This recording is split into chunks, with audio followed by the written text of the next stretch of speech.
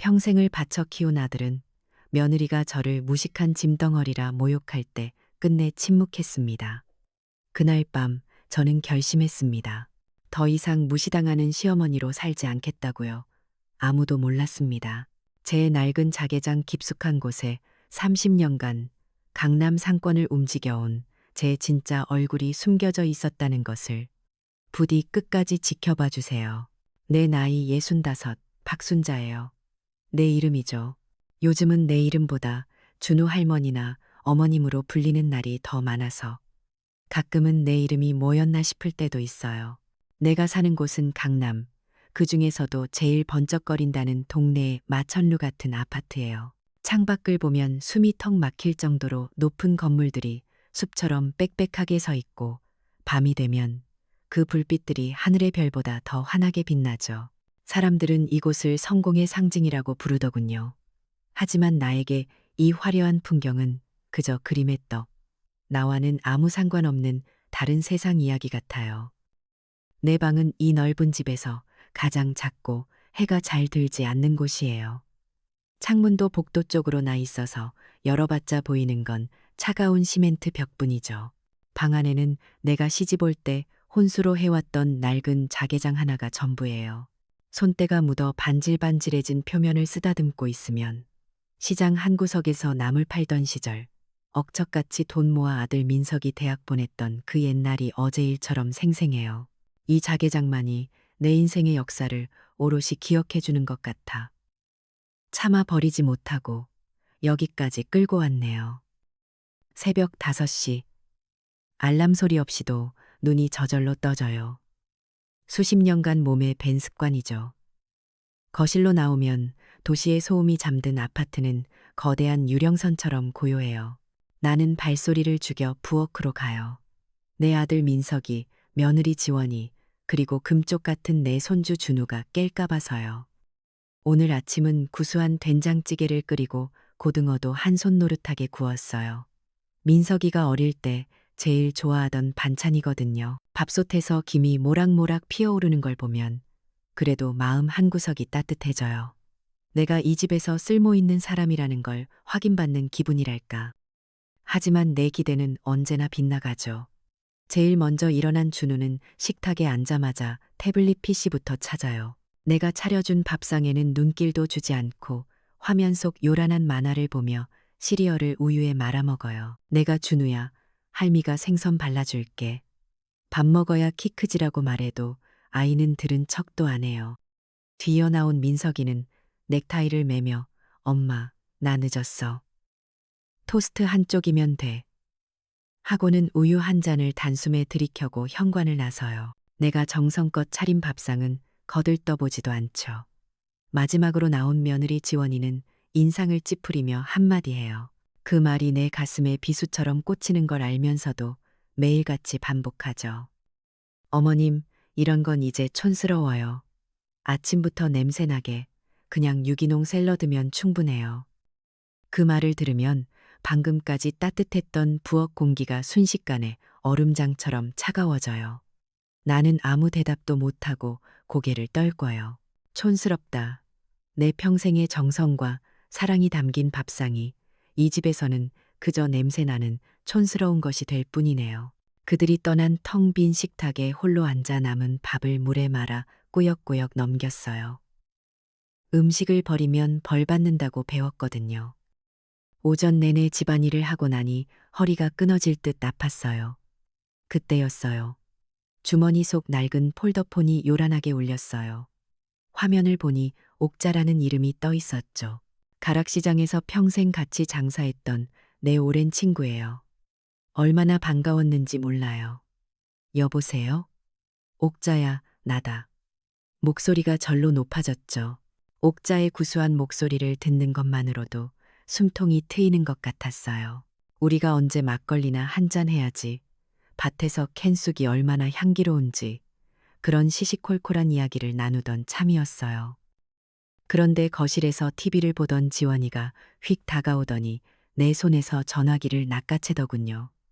그러고는 옥자에게 차갑게 말했어요. 어머니 지금 바쁘시니까 나중에 전화하세요. 일방적으로 전화를 끊어버린 지원이가 나를 쏘아보며 말했어요.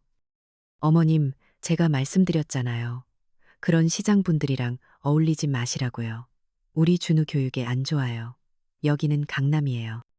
준우 교육에 안 좋다.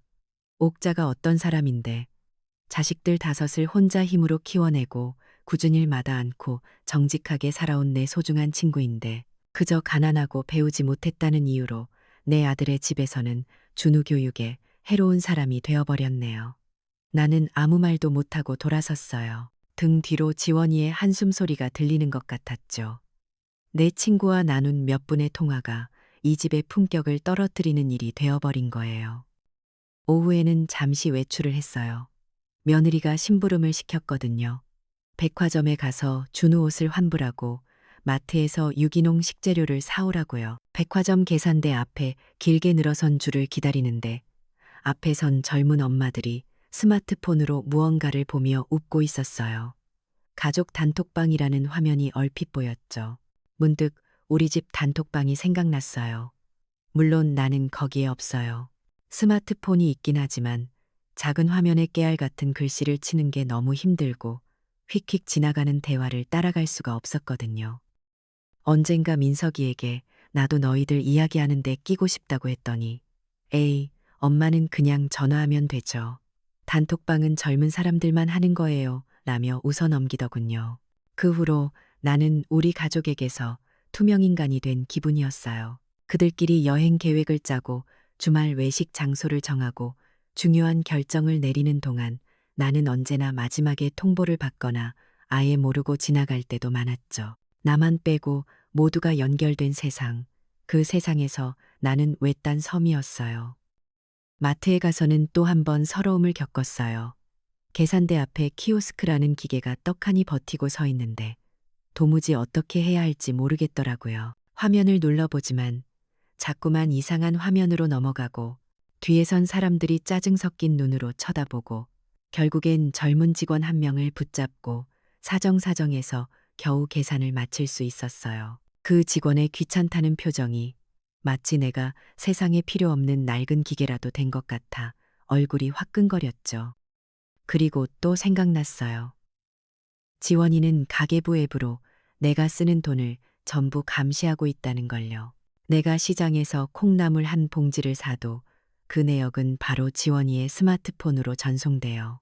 한 번은 친구 손주 돌잔치에 낼 축의금 좀 달라고 했다가 지원이가 스마트폰 화면을 내 눈앞에 들이밀며 말했죠. 어머님, 지난주에 드린 용돈 벌써 다 쓰셨어요? 내역 좀 볼게요. 그 순간의 굴욕감은 정말 내가 내 돈 한 번 마음대로 쓸 수 없는 신세라는 걸 뼈저리게 느꼈죠.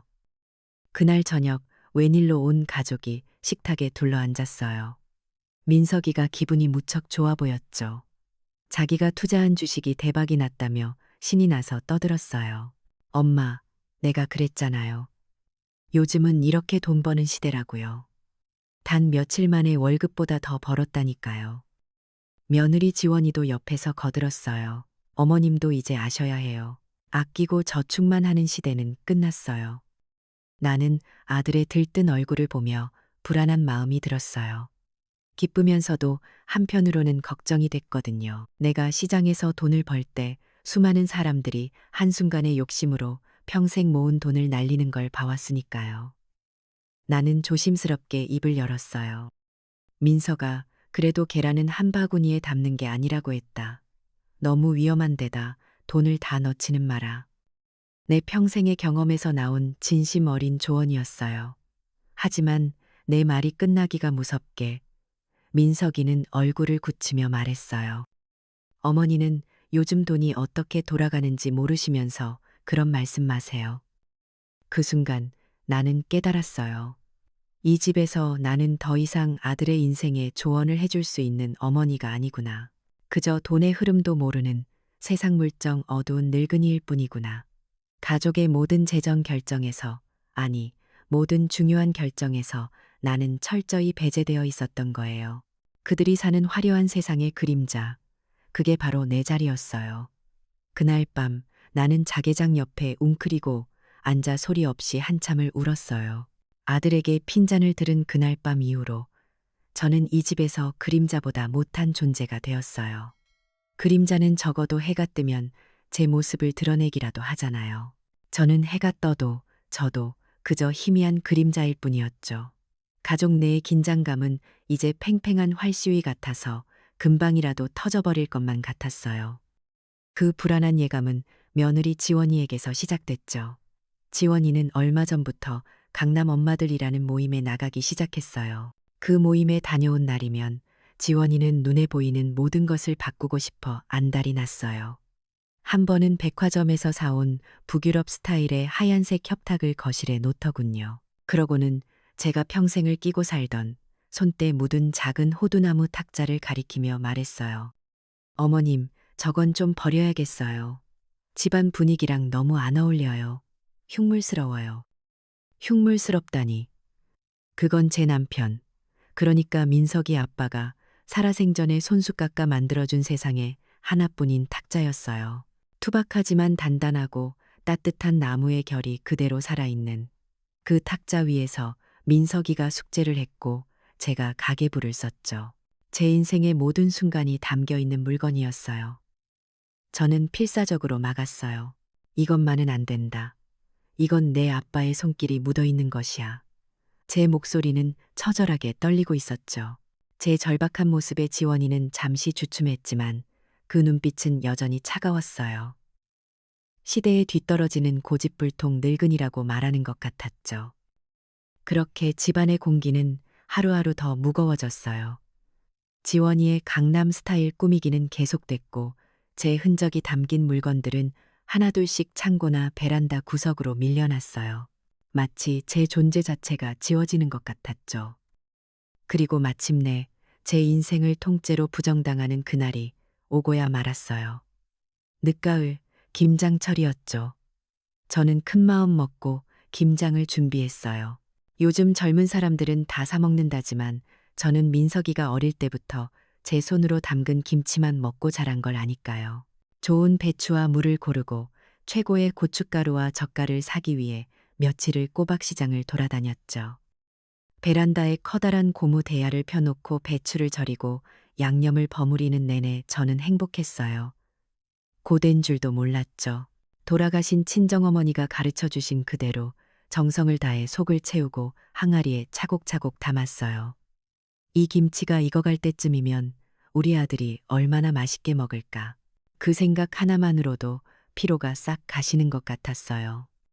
하지만 그 항아리는 단 하루도 베란다에 머물지 못했어요. 퇴근하고 돌아온 지원이가 베란다 문을 열자마자 코를 막으며 소리쳤죠. 어머님, 이게 다 무슨 냄새예요? 아파트에서 이런 걸 만들면 어떡해요? 비위생적이에요. 저는 당황해서 말했어요. 지원아, 김장 담갔다. 곧 맛있게 익을 거야. 하지만 지원이는 제 말을 들은 척도 안 했어요. 요즘 세상에 누가 이런 걸 직접 담가 먹어요? 시간 낭비, 에너지 낭비예요. 시간은 돈이라고요. 지원이는 그렇게 말하며 어디론가 전화를 걸더니 잠시 후 건장한 남자 2명을 집으로 불렀어요. 그들은 제 눈앞에서 제 인생의 일부와도 같은 김치 항아리를 통째로 드러내 수레에 실었어요. 안 돼, 그건 안 돼. 제가 울부짖으며 막아섰지만 지원이는 저를 거실로 밀어넣고 문을 닫아버렸어요. 잠시 후 베란다 쪽에서 와장창 하고 항아리가 깨지는 소리가 들려왔어요. 그 소리는 마치 제 심장이 부서지는 소리 같았어요. 제 정성, 제 시간, 제 사랑, 그리고 제 어머니로부터 물려받은 제 인생의 역사가 산산조각 나는 소리였죠. 한참을 넋놓고 앉아 있는데 지원이가 들어왔어요. 그 손에는 현대백화점 압구정점 식품관이라고 선명하게 찍힌 쇼핑백이 들려 있었죠. 지원이는 쇼핑백에서 최고급 포장김치를 꺼내 김치냉장고에 넣으며 아무렇지 않게 말했어요. 이게 훨씬 위생적이고 맛있어요. 가격은 좀 비싸지만 우리 가족의 품격에는 이게 맞죠. 품격. 제 평생의 지혜와 사랑이 담긴 김치는 냄새나는 비위생적인 것이고 돈으로 산 공장 김치가 이 집의 품격이란 말이군요.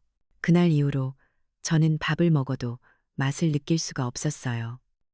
엎친 데 덮친 격으로 그 충격 때문인지 무릎 관절염이 심해졌어요. 밤에는 쑤시고 아파서 잠을 이룰 수가 없었고, 낮에는 계단을 오르내리는 것조차 고통스러웠죠. 하루는 너무 아파서 지원이에게 병원에 좀 데려다 달라고 부탁했어요. 하지만 지원이는 제 얼굴을 빤히 쳐다보더니 스마트폰을 뒤적이며 말하더군요. 어머님, 제가 어제 TV 건강 프로그램에서 봤는데요. 노인성 우울증의 초기 증세가 신체적 통증으로 나타난대요. 몸이 아픈 게 아니라 마음이 외로워서 그러시는 거 아니에요? 기가 막혔어요. 제가 평생을 알아온 지병인데 그걸 마음의 병으로 치부해버리다니요. 억울해서 아니다. 이건 진짜 아픈 거다. 강남 세브란스 병원에 예약이라도 좀 해다오라고 말했지만 옆에서 듣고 있던 아들 민석이가 거들었어요. 엄마, 요즘 병원 가면 바가지 쓴다더라. 그냥 약국 가서 파스나 사다 드릴게. 결국 저는 병원에 가지 못했어요. 내 몸의 고통마저도 이 집에서는 꾀병이거나 정신적인 문제가 되어버렸죠. 그들은 제 말을 믿어주지 않았어요. 아니, 믿고 싶지 않았던 거겠죠. 병원비가 아깝고 시간을 뺏기는 게 귀찮았을 테니까요. 그들에게 저는 이미 의심스럽고 귀찮고 돈만 축내는 존재였던 거예요. 더 기가 막힌 건 지원이가 그 이야기를 맘카페 같은 익명의 인터넷 커뮤니티에 올렸다는 사실이었어요. 시대에 뒤떨어지는 시어머니 때문에 너무 힘들어요 라는 제목으로요. 자기가 얼마나 합리적이고 과학적인 근거로 시어머니를 대하고 있는지, 하지만 시어머니는 얼마나 고집스럽고 비이성적인지를 교묘하게 써내려갔죠. 댓글에는 힘내세요. 요즘 시어머니들 다 그래요. 같은 동조의 글들이 가득했어요. 지원이는 그걸 보며 자신의 행동이 옳다고 아주 정당하다고 믿고 있었던 거예요. 저는 이 집에서 완전히 고립되었어요. 내 편은 아무도 없었죠. 마지막 희망으로 친구 옥자에게 전화를 걸었어요. 이번에는 내 방문을 잠그고 목소리를 죽여 속삭였죠. 김치 항아리가 깨진 이야기, 무릎이 너무 아픈데 병원에도 못 가게 한다는 이야기를 울면서 털어놓았어요. 옥자는 제 말을 잠자코 듣더니 내가 내일 한번 가보마 하고는 전화를 끊었어요. 하지만 저는 그날 제 마지막 동아줄이 끊어지는 소리를 듣고야 말았어요. 그날 밤 지원이가 제 방문을 두드렸어요. 어머님, 아까 옥자 할머니랑 통화하셨죠? 어떻게 알았는지 아마 제 통화 내용을 엿들은 모양이었어요. 저는 섬뜩한 기분이 들었지만 애써 태연한 척했죠. 다음 날 옥자에게서 전화가 왔어요. 그런데 목소리가 어딘가 이상했어요. 평소에 그 활기차고 따뜻한 목소리가 아니었죠. 조심스럽고 주저하는 목소리였어요. 옥자는 뜸을 들이다가 어렵게 입을 열었어요. 순자야, 혹시 무슨 일 있니? 어제 내 며느리한테서 전화가 왔었어. 네가 요즘 깜빡깜빡하고 자꾸 이상한 말을 한다고, 내가 괜히 찾아가서 너를 더 힘들게 하는 건 아닐까 싶어서. 저는 그 자리에 얼어붙고 말았어요. 노망, 지원이가 제 마지막 친구에게까지 저를 정신 나간 늙은이로 만들어버린 거예요. 제가 기댈 곳, 제 이야기를 믿어줄 단 한 사람마저 빼앗아 버린 거죠. 수화기 너머로 옥자의 걱정스러운 목소리가 계속 들려왔지만 제 귀에는 아무것도 들어오지 않았어요. 전화기를 든 손이 힘없이 툭 떨어졌어요. 이제 정말 끝이구나. 이 거대한 강남의 아파트에서 나는 완벽하게 혼자가 되었구나. 친구 옥자와의 전화가 그렇게 허무하게 끊기고 며느리 지원이가 내 마지막 기댈 곳마저 무너뜨렸다는 걸 깨달은 후 저는 며칠을 알아누웠어요. 몸이 아픈 것보다 마음이 썩어 문드러지는 것 같았죠. 이 넓고 텅 빈 집에서 저는 완벽한 이방인이자 소리 없는 죄인이었어요. 시간은 그런 내 마음도 모르고 흘러 어느덧 추석이 코앞으로 다가왔어요. 예전 같으면 명절 준비로 분주했을 테지만 이제는 아무것도 하고 싶지 않았어요. 하지만 며느리 지원이는 강남 며느리의 체면이 중요했는지 올해는 친척들을 모두 집으로 부르겠다고 선언하더군요. 저는 반대할 힘도 이유도 없었죠. 그저 묵묵히 지원이가 시키는 대로 전 부치고 나물을 무치고 탕을 끓였어요. 기름 냄새가 온 집안에 진동했지만 예전처럼 명절의 설렘이나 풍성함은 느껴지지 않았어요. 그저 고된 노동의 냄새일 뿐이었죠. 추석 당일 집은 오랜만에 사람들로 북적였어요. 민석이의 삼촌, 고모, 사촌들까지 모두들 값비싼 선물 세트를 들고 와 거실에 쌓아두었죠. 서로의 안부를 묻고 아이들이 얼마나 컸는지 칭찬하는 소리가 오갔지만 그 속에 진심은 없어 보였어요. 서로의 옷차림을 힐끔거리고 타고 온 차가 무엇인지 가늠하고 자식들이 어느 대학에 갔는지 은근히 자랑하는 보이지 않는 경쟁과 기싸움이 팽팽했죠. 저는 그저 부엌 한 구석에서 묵묵히 음식을 나를 뿐이었어요. 차례가 끝나고 모두가 거실에 둘러앉아 저녁 식사를 할 때였어요. 분위기가 무르익자 아들 민석이와 며느리 지원이가 갑자기 자리에서 일어나 큰절을 했어요. 갑작스러운 행동에 친척들의 시선이 모두 그들에게로 쏠렸죠. 지원이는 눈가가 벌써 붉어져 있었고 민석이는 고개를 푹 숙이고 있었어요. 지원이가 흐느끼며 입을 열었어요. 그 목소리는 마치 비련의 여주인공 같았죠. 친척 어르신들, 그리고 어머님, 저희가 큰 죄를 지었습니다. 순간 거실의 모든 소음이 멎었어요. 지원이는 손수건으로 눈물을 훔치며 말을 이었어요. 자신들이 영끌을 해서 암호화폐라는 것에 투자를 했다고요. 강남에서 준우를 남부럽지 않게 키우고 가족의 더 나은 미래를 위해 내린 결정이었다고 했어요. 하지만 결과는 끔찍한 실패였죠. 전 재산을 잃고 빚더미에 올라앉게 되었다는 고백이었어요. 저는 심장이 쿵 하고 내려앉는 것 같았어요.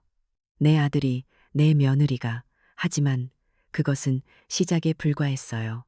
그들의 진짜 목적은 따로 있었으니까요. 지원이의 눈물 연기는 절정으로 치달았어요.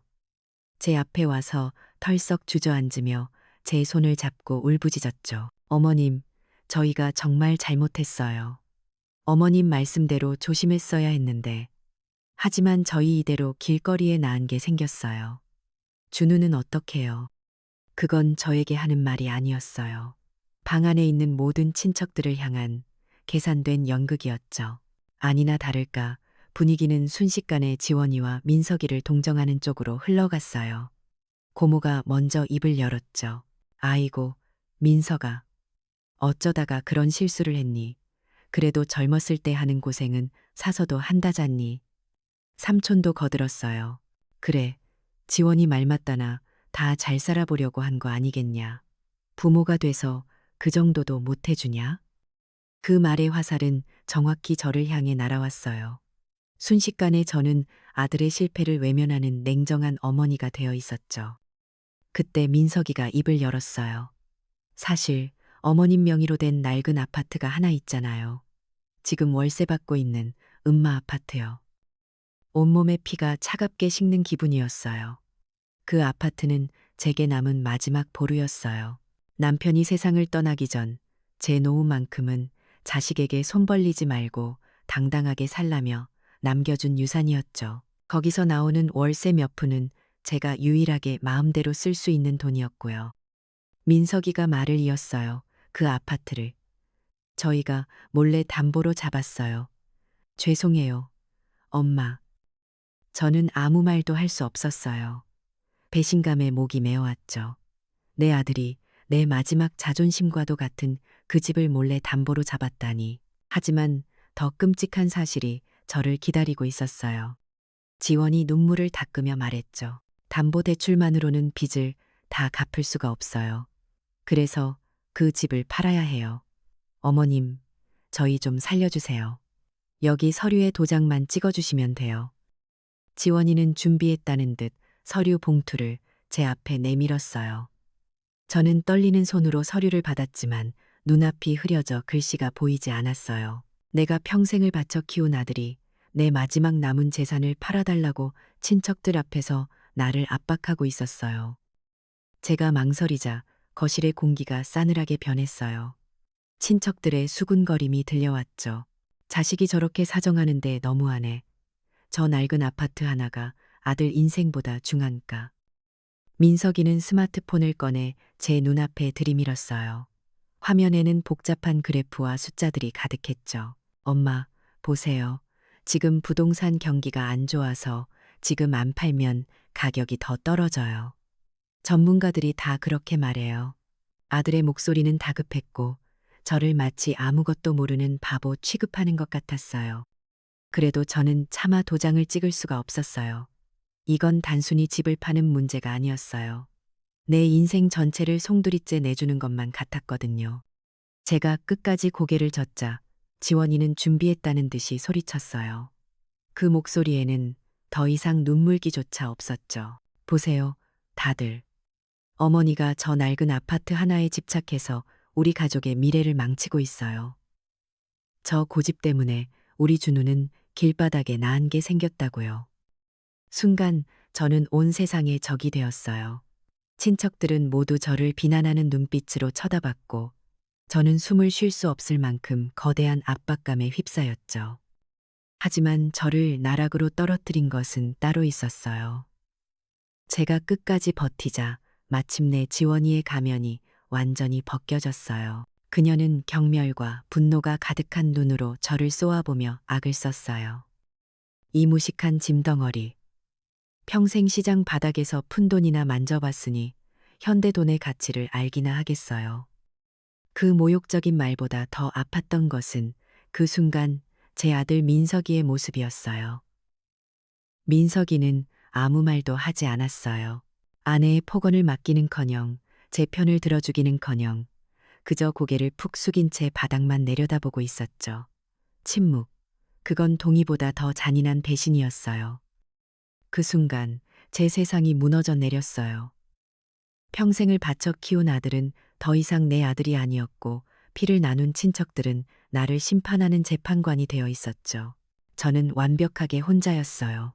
텅 빈 거실 한가운데 수많은 사람들에게 둘러싸여 있었지만 세상에서 가장 외로운 사람이었죠. 저는 조용히 자리에서 일어나 내 방으로 들어왔어요. 등 뒤로 꽂히는 수많은 시선들을 느끼며 저는 그렇게 내 인생의 마지막 저녁 식사를 끝냈습니다. 추석날 밤, 내 방으로 돌아와 문을 닫는 순간 세상의 모든 소음이 끊겼어요. 하지만 내 머릿속은 시끄러운 장터처럼 소란스러웠죠. 며느리의 악에 바친 목소리, 이 무식한 짐덩어리, 그리고 그 모든 것을 지켜보며 침묵하던 내 아들, 민석이의 얼굴. 그 얼굴이 어둠 속에서 자꾸만 떠올라 나를 괴롭혔어요. 배신감이라는 건 이런 거구나. 심장이 통째로 뽑혀나가는 것 같은 고통. 저는 며칠을 알아누웠어요. 일어나 밥을 먹을 기력도 창밖을 내다볼 힘도 없었죠. 이대로 그냥 먼지처럼 사라져버렸으면 좋겠다. 그런 생각뿐이었어요. 그렇게 며칠을 시체처럼 누워있는데 문득 벽에 걸린 낡은 거울에 제 모습이 비쳤어요. 뼈만 앙상하게 남은 늙고 병든 할머니, 눈은 퀭하고 입술은 바짝 말라붙어 있었죠.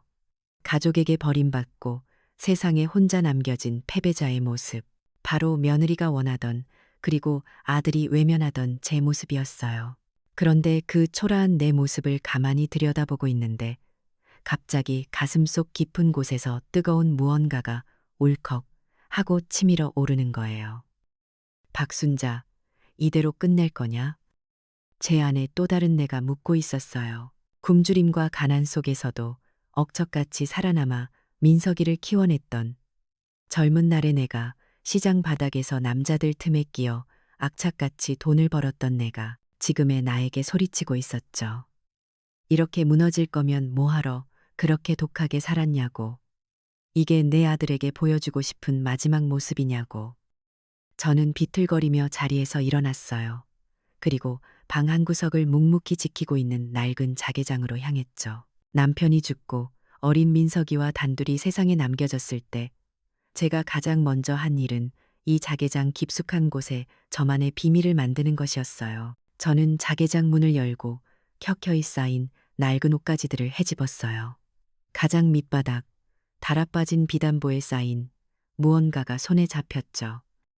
빛바랜 갈색 표지의 두툼한 장부, 개장부였어요. 30년 전 가락시장 한 구석에서 나물 장사를 시작하며 처음 만들었던 제 인생의 역사책이었죠. 저는 떨리는 손으로 장부를 펼쳤어요. 빽빽하게 적힌 이름들과 숫자들, 그저 돈의 기록이 아니었어요. 이건 신뢰와 연대의 역사였죠. 첫 장에 적힌 김만복, 쌀따떼라는 글씨를 보니 장사가 안 돼. 민석이 분유값이 없던 저에게 선뜻 쌀을 내주었던 만복네 아저씨 얼굴이 떠올랐어요. 그 옆에 오정숙 금반지 반도는 제가 아파서 장사를 쉴 때 자기 금반지를 팔아 병원비를 보태주었던 오기 엄마였죠. 한 장 한 장 넘길 때마다 잊고 있던 얼굴들이, 고마웠던 순간들이 파노라마처럼 스쳐 지나갔어요. 우리는 가진 것 없는 시장 사람들이었지만 서로를 믿고 의지하며 험한 세월을 함께 버텨냈어요. 제가 시작한 작은 개는 단순한 푼돈 모임이 아니었어요. 은행 문턱도 못 가본 우리에게는 생명줄이었고 서로의 버팀목이 되어주는 보이지 않는 가족이었죠. 세월이 흘러 우리 개원들은 시장 바닥에서 시작해 이제는 각자의 자리에서 잔뼈가 굵은 사람들이 되어 있었어요. 장부를 넘기던 제 손이 멈췄어요. 저는 더 이상 초라한 늙은이가 아니었어요. 저는 이 거대한 신뢰의 네트워크를 만든 사람이었어요. 아들 내외가 말하는 현대돈의 가치는 몰라도 저는 사람의 가치, 믿음의 가치는 누구보다 잘 알고 있었죠. 저는 장부를 가슴에 품었어요. 차갑게 식어있던 심장이 다시 뛰기 시작했어요. 결심이 서자 몸에 힘이 돌았어요. 저는 서랍 구석에 처박아 두었던 낡은 폴더폰을 찾아냈어요. 먼지를 닦고 충전기를 꽂으니 작은 화면에 불이 들어왔죠. 제 인생의 반격을 시작할 시간이었습니다. 저는 주소록을 열어 단축번호 1번을 길게 눌렀어요. 신호가 몇 번 가고 익숙한 목소리가 들려왔죠. 가락시장에서 가장 큰 채소 도매상을 운영하는 오서방, 우리 개의 총무였어요. 저는 평소에 힘없는 목소리가 아닌 낮고 단단한 목소리로 말했어요. 제 자신도 놀랄 만큼 힘있는 목소리였죠. 오서방, 나야. 내일 아침 일찍 시장 안쪽 우리 식당으로 믿을 만한 개원들 좀 모아줘. 긴급이야. 수화기 너머의 오서방은 제 목소리 톤이 달라진 걸 느꼈는지 군말 없이 알겠습니다. 회장님하고 대답했어요. 회장님. 그들이 저를 부르는 호칭이었죠. 저는 더 이상 준우 할머니도 무시당하는 시어머니도 아니었어요. 시장의 여왕 박순자가 되어가고 있었죠. 다음 날 새벽, 저는 준우가 깨기 전에 조용히 집을 빠져나왔어요. 수십 년 만에 처음으로 아침밥을 차리지 않고 나서는 길이었죠. 택시를 타고 가락시장에 도착하니 동이 트기 시작하는 시장은 벌써부터 활기로 가득했어요. 흙냄새, 비릿한 생선 냄새, 사람들의 외침. 이 살아있는 에너지가 제 온몸의 세포를 깨우는 것 같았어요. 오서방이 운영하는 식당 뒷방에 들어서자 약속이라도 한 듯 개원들이 저를 기다리고 있었어요. 모두들 제 얼굴을 보더니 걱정스러운 표정을 지었죠. 저는 자리에 앉아 추석날 있었던 일을 담담하게 털어놓았어요. 눈물도 하소연도 없었어요. 그저 사실만을 이야기했죠. 제 이야기가 끝나자 방 안에는 무거운 침묵이 흘렀어요. 이내 누군가가 욕설을 뱉으며 주먹으로 상을 내리쳤죠. 모두들 제 일처럼 분노하고 아파했어요. 그때 제가 입을 열었어요. 이제 내가 왜 돈을 악착같이 모으고 사람을 소중히 했는지 보여줄 때가 됐어. 제 말에 모두의 눈빛이 달라졌어요. 그들은 저를 박 회장님이라 부르며 무엇이든 돕겠다고 했죠. 노량진 수산시장의 유통망을 꽉 잡고 있는 김 사장부터 강남 일대 최고급 식당에 식자재를 대는 최 여사까지. 그들은 단순한 시장 상인이 아니었어요. 각자의 분야에서 보이지 않는 힘을 가진 베테랑들이었죠. 그 자리에서 저는 오서방에게 부탁을 하나 했어요. 요즘 세상은 스마트폰이라는 걸로 돌아간다며 나도 그걸 배워야겠어. 저는 제 아들과 며느리의 무기를 알아야 했어요. 그들이 저를 속이고 무시했던 그 도구를 이제는 제 손에 쥐어야 했죠. 오서방은 자기 아들을 불러 저에게 과외를 붙여주었어요. 손주뻘 되는 젊은 아이는 처음에는 귀찮아하는 눈치였지만 제가 하나를 가르치면 열을 깨닫는 것을 보고는 눈을 동그랗게 떴. 저는 게임이나 쇼핑을 배우지 않았어요. 오로지 필요한 것만 배웠어요. 개원들과 소통할 카카오톡, 아들이 보여줬던 부동산 시세를 직접 확인할 인터넷 검색, 그리고 그들이 사는 세상을 엿볼 유튜브. 손가락이 뻣뻣해서 자꾸 오타가 났지만 밤을 새워가며 연습했어요. 그것은 단순한 기술 습득이 아니었어요. 제가 빼앗겼던 세상과 다시 연결되는 과정이었고 제 주체성을 되찾는 의식이었죠. 며칠 후 저는 다시 개원들을 모았어요. 그 사이 저는 제 낡은 아파트의 시세와 아들 내외가 투자했다는 암호화폐에 대해서도 조사를 마친 상태였죠. 제 손에는 이제 낡은 개 장부뿐만 아니라 최신 정보가 담긴 스마트폰도 들려 있었어요. 저는 제 계획을 밝혔어요. 그건 단순한 복수가 아니었어요. 제 인생을, 그리고 저를 믿어준 사람들의 신뢰를 되찾기 위한 전쟁의 시작이었죠. 제 계획을 들은 개원들의 얼굴에 비장한 미소가 번졌어요. 그들은 모두 제 편이었고 우리는 함께 싸울 준비가 되어 있었어요. 저는 더 이상 절망에 빠진 늙은이가 아니었어요. 30년의 신뢰를 바탕으로 한 강력한 군대를 이끄는 시장의 여왕이었으니까요. 그날 이후 집안의 공기는 살얼음판 같았어요. 아들 내외는 내가 곧 도장을 찍어줄 것이라 믿어 의심치 않는 눈치였죠. 매일 아침 식탁에서 저녁 뉴스 앞에서 그들은 교묘하게 나를 압박했어요. 부동산 시세가 오늘 또 떨어졌다는 둥, 빚 이자가 눈덩이처럼 불어나고 있다는 둥. 그들의 조급함이 칼날처럼 내 목을 겨누고 있었지만 저는 아무 말 없이 묵묵히 내 시간을 기다렸어요. 폭풍 전의 고요함, 제 마음이 꼭 그랬죠.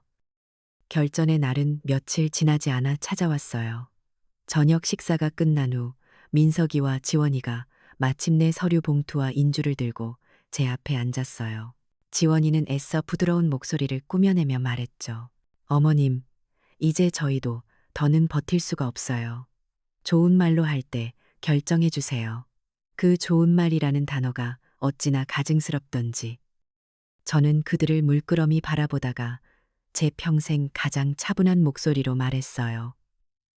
그 전에 저녁이나 같이 먹자꾸나. 내가 아주 중요한 손님들을 초대했단다. 아들 내외의 얼굴에 당혹감과 경멸감이 동시에 스쳐 지나갔어요. 이 와중에 저녁 식사라니 아마 제 늙은 시장 친구들이라도 불러 마지막 하소연이라도 하려는 줄 알았겠죠. 지원이는 비웃음을 감추지 못하며 말했어요. 어머님도 참, 이런 상황에 손님은요, 그냥 빨리 도장이나 찍어주세요. 아니, 이분들은 너희도 꼭 만나봐야 할 분들이다. 우리 가족의 미래가 걸린 일이니 조금만 기다리거라. 제 목소리에는 거절을 허락하지 않는 단호함이 실려 있었어요. 그들은 제 기세에 눌려 마지못해 고개를 끄덕였죠. 그들의 눈에는 노망난 할망구의 마지막 발악이라 쓰여 있는 것 같았어요. 그래요. 실컷 비웃어 두렴. 오늘이 너희가 나를 보며 웃을 수 있는 마지막 날이 될 테니까요. 약속한 저녁 8시 초인종이 울렸어요. 지원이가 짜증 섞인 얼굴로 현관문을 열었죠.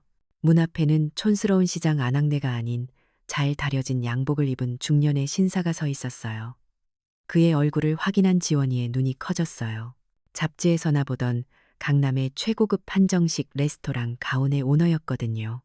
지원이가 어떻게 오셨어요?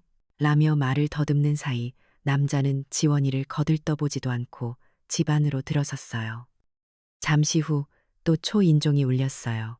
이번에는 하얀 요리사 복장을 한 날카로운 눈매의 젊은 남자였어요. 미슐랭 스타를 받은 유명 셰프였죠. 뒤이어 들어온 사람은 지원이가 매일같이 장을 보는 최고급 백화점의 식품관에 유기농 식자재를 독점 공급하는 유통업체 대표였어요. 지원이와 민석이의 얼굴은 점점 혼란과 경악으로 물들어갔어요. 그들은 약속이라도 한 듯 제 아들 내외에게는 눈길 한 번 주지 않았어요.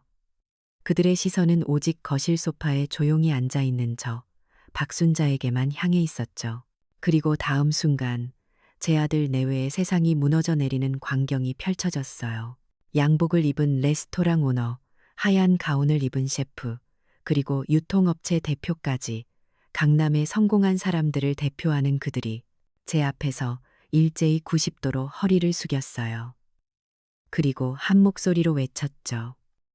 박 회장님, 오셨습니까? 그 우렁찬 목소리가 80평짜리 아파트를 가득 채웠어요. 지원이는 입을 떡 벌린 채 굳어버렸고, 민석이는 제 눈을 의심하며 저와 손님들을 번갈아 쳐다봤어요. 회장님, 누가? 우리 엄마가.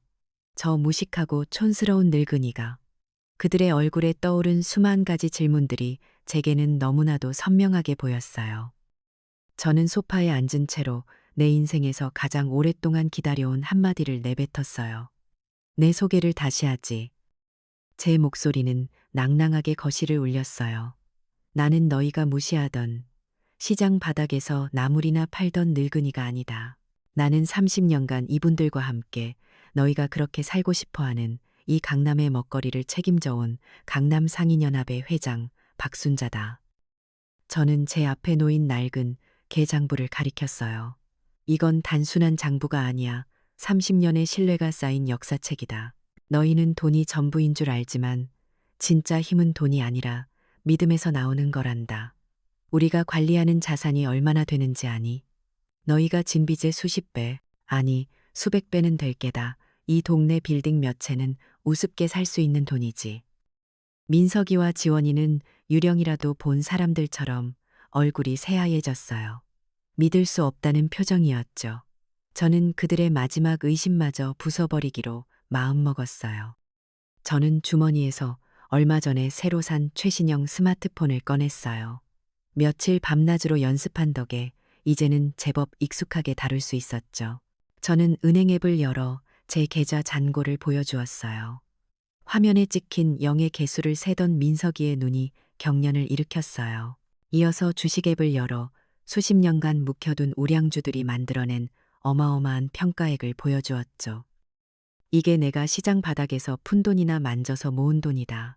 너희처럼 하루아침에 대박을 노린 게 아니라 30년간 매일같이 땀 흘리고 사람을 믿고 세월을 견뎌내며 쌓아 올린 성이다. 마지막으로 저는 카카오톡 단체 대화방을 열어 보여주었어요. 강남상인연합 긴급회의라는 이름의 대화방.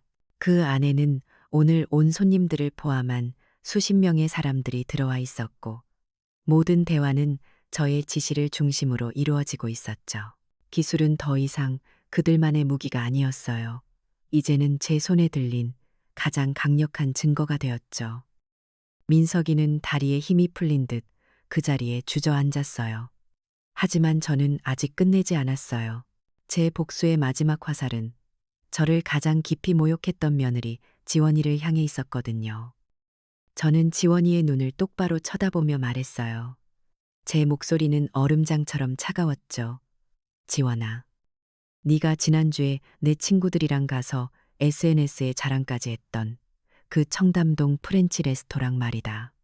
거기 셰프가 저기 서 있는 우리 김 사장 조카야. 그리고 거기 들어가는 최고급 유기농 허브랑 채소, 그거 전부 여기 계신 우리 오서방 통해서 나가는 거란다. 지원이는 숨 쉬는 것조차 잊은 듯 했어요. 내가 내일 아침에 오서방에게 전화 한 통만 하면 그 레스토랑은 당장 메뉴에서 파스타를 빼야 할 게다. 네가 그렇게 자랑스러워하는 강남의 품격, 그 품격의 식탁을 누가 차려주는 건지 이제 알겠니? 지원이는 아무 대답도 하지 못했어요. 그저 파르르 떨리는 입술로 저를 바라볼 뿐이었죠. 그 오만하고 당당하던 얼굴이 순식간에 무너져 내리는 것을 저는 똑똑히 지켜보았어요. 그녀가 평생을 바쳐 쌓아 올린 강남 며느리라는 허영의 성이 제 말 한마디에 먼지처럼 사라져버린 거예요. 경제적, 사회적 권력 관계가 완전히 역전되는 순간이었어요. 저는 더 이상 이 집의 그림자가 아니었어요. 이 집의 주인이자 그들이 그토록 열망하던 강남에 보이지 않는 실세. 그게 바로 저 박순자의 진짜 모습이었으니까요. 거실의 묵직한 공기는 제 오랜 동지들이 떠나간 뒤에도 한참이나 가라앉아 있었어요. 방금 전까지 온 세상을 다 가진 듯 오만했던 내 아들과 며느리는 이제 무릎을 꿇은 채 고개도 들지 못하고 있었죠. 거실에는 그들의 처절한 흐느낌만이 가득했어요. 그 모습을 내려다보는 제 마음속에는 통쾌함보다는 씁쓸하고 무거운 책임감이 자리 잡고 있었어요. 이 어리석은 아이들을 어찌해야 할까? 저는 그들 앞에 다가가 말했어요. 복수심에 찬 목소리가 아니었어요. 그저 지독히도 고단한 인생을 살아온 한 어미의 목소리였죠. 너희 빚은 내가 갚아주마. 그 말에 두 아이는 고개를 번쩍 들었어요. 그들의 눈에는 잠시 희망의 빛이 스치는 것 같았죠. 하지만 저는 아직 말을 끝내지 않았어요. 하지만 공짜는 아니다. 세상에 공짜는 없는 법이거든. 너희는 너희가 저지른 잘못의 대가를 치러야 한다. 내가 정하는 방식으로. 첫 번째 조건은 그들의 모든 재정권을 저에게 넘기는 것이었어요. 저는 그들의 지갑에서 신용카드를 모두 꺼내 가위로 잘라버렸어요. 이제부터 모든 돈의 흐름은 제 허락을 받아야 했죠. 두 번째 조건은 그들의 자존심을 내놓는 것이었어요. 너희는 지금부터 내 사업을 배워야 한다. 다음 날부터 아들 내외의 재교육이 시작됐어요. 그토록 자랑스러워하던 명품 옷을 벗고 허름한 시장 옷으로 갈아입은 며느리, 지원이는 가락시장의 작은 사무실로 출근해야 했죠. 그녀의 첫 번째 임무는 먼지 쌓인 창고에서 30년치 계장부를 꺼내 먼지를 털고 그 내용을 모두 컴퓨터 파일로 옮기는 것이었어요. 숫자에 밝고 똑똑한 며느리였지만 삐뚤빼뚤한 글씨와 복잡한 돈의 흐름이 얽힌 장부를 해독하는 건 쉽지 않았을 거예요. 옆에는 잔소리꾼 오 여사가 매처럼 앉아 그녀를 감시했죠. 내 아들 민석이는 새벽 3시에 일어나야 했어요. 평생을 에어컨 나오는 사무실에서만 일했던 아이는 이제 오서방의 배송 트럭 조수석에 앉아 강남 일대의 식당에 채소 상자를 날라야 했. 처음 며칠간은 온몸에 파스를 붙이고 끙끙 앓더군요. 무거운 상자를 나르다 헛디뎌 넘어지기도 하고 식당 주인에게 꾸지람을 듣기도 했어요. 그 모습을 지켜보는 제 마음이 편치만은 않았죠. 하지만 독해져야 했어요. 이건 미워서 주는 벌이 아니었어요. 땀의 가치, 돈의 무서움, 그리고 사람이 사람에게 지켜야 할 최소한의 예의를 가르치기 위한 제 마지막 가르침이었으니까요. 몇 달이 흘렀어요. 그 사이 저에게는 많은 변화가 있었죠. 제 이야기가 어떻게 알려졌는지 한 지역 신문에서 저를 인터뷰하고 싶다는 연락이 왔어요. 처음에는 거절했지만 오 여사가 그러더군요. 회장님, 이건 회장님 개인의 이야기가 아니에요. 우리처럼 평생을 헌신하고도 자식들에게 무시당하는 이 땅의 모든 어머니들을 위한 이야기라고요. 그 말에 저는 용기를 냈어요. 제 이야기는 작은 기사가 되어 세상에 알려졌고 예상보다 훨씬 큰 반향을 일으켰죠. 저와 비슷한 처지에 수많은 여성들이 편지를 보내왔어요. 그 편지들을 읽으며 저는 제 승리가 저 혼자만의 것이 되어서는 안 된다는 것을 깨달았어요. 저는 제 오랜 동지들, 개원들을 다시 모았어요. 그리고 제 평생의 꿈이었던 계획을 밝혔죠. 제 이름을 따서 시니어 여성 창업 지원을 위한 박순자 소액 대출 기금을 만들고 싶다고요. 평생을 가족을 위해 희생했지만 아무런 기술도 자본도 없이 늙어버린 여성들에게 다시 일어설 수 있는 작은 발판이라도 되어주고 싶었어요. 제 진심에 감동한 개원들은 기꺼이 초기 자본을 보탰고 저는 강남구청과 지역복지센터를 찾아가 현실적인 도움을 구했어요. 한때는 무시당하던 늙은이였지만 이제는 강남상인연합 회장이라는 제 직함이 든든한 무기가 되어 주었죠. 그렇게 제가 밖으로 도는 사이 아들 내외에게도 작은 변화가 싹트고 있었어요. 며느리 지원이는 처음에는 억지로 하던 장부 정리에 점차 익숙해졌어요. 그녀는 순 너머에 있는 사람들의 이야기를 보기 시작했죠. 병원비가 없어 쩔쩔매는 상인에게 이자 없이 돈을 빌려준 기록, 자식 대학 등록금을 위해 갯돈을 타가며 눈물 흘리던 과일 가게 아줌마의 사연, 그녀가 촌스럽다고 무시했던 그정과 신뢰가 어떻게 사람을 살리고 공동체를 지탱하는지를 깨닫기 시작한 거예요. 어느 날인가 시장 사무실에 혼자 있던 채소 가게 손녀딸의 숙제를 봐주고 있는 지원이의 모습을 보았을 때 저는 그녀의 얼음 같던 마음에 작은 균열이 생기고 있음을 느꼈어요. 민석이도 마찬가지였어요. 새벽 시장의 고된 노동은 민석이의 허울뿐인 자존심을 모두 벗겨냈죠. 그는 이제 동료 배송 기사들과 스스럼 없이 어울려 막걸리를 마시고 그들의 거친 농담에 웃을 줄 아는 남자가 되었어요. 땀 흘려 번 돈으로 사 먹는 뜨끈한 국밥 한 그릇이 최고급 레스토랑의 스테이크보다 더 맛있다는 것을 처음으로 알게 되었을 거예요. 저는 그들을 벌하기만 한 것은 아니었어요. 가르쳤죠. 지원이에게는 시장 상인들을 위한 간단한 온라인 마케팅 방법을, 민석이에게는 스마트폰 앱을 이용한 효율적인 재고 관리 시스템을 알려주었어요. 전통적인 지혜에 현대적인 기술을 결합하는 법. 그것이 제가 그들에게 물려주고 싶었던 진짜 유산이었어요. 시간이 흘러 제 승리로부터 꼭 1년이 되던 날이었어요. 우리는 오랜만에 다 같이 외식을 했어요. 장소는 강남의 화려한 레스토랑이 아닌 우리 개원이 운영하는 시장 한 구석의 작은 한정식 집이었죠. 분위기는 1년 전 추석과는 완전히 달랐어요. 어색하지만 그 속에는 분명 서로를 향한 존중과 감사가 흐르고 있었죠. 식사를 마치고 저는 스마트폰을 꺼내 사진 한 장을 보여주었어요. 순잔의 반찬이라는 작은 간판 앞에서 환하게 웃고 있는 한 할머니의 사진이었죠. 우리 기금에서 첫 번째로 대출받아서 가게를 연 분이다. 얼마 전에 손익분기점을 넘겼다고 감사 인사가 왔더구나. 사진을 들여다보는 민석이와 지원이의 눈빛이 따뜻하게 흔들렸어요. 저는 그 모습을 보며 조용히 미소 지었어요. 그래요. 이게 바로 내가 원했던 그림이었어요. 내 승리는 누군가를 파괴하고 끝나는 복수가 아니었어요. 나를 살리고 내 가족을 변화시키고 나아가 나와 같은 처지의 다른 누군가에게 희망을 주는 것, 세대와 공동체를 잇는 다리가 되는 것. 그것이 바로 제가 평생을 바쳐 지켜내고 마침내 되찾은 진짜 유산이었으니까요. 진정한 승리는 상대를 파괴하는 것이 아니라 모두를 더 나은 길로 이끄는 지혜에서 나온다고 해요. 존중이 없는 관계는 언젠가 무너지기 마련이죠. 가족이란 서로의 가치를 알아주고 보듬어줄 때 비로소 진짜 가족이 되는 법이니까요. 가장 아름다운 복수는 결국 용서와 가르침이랍니다.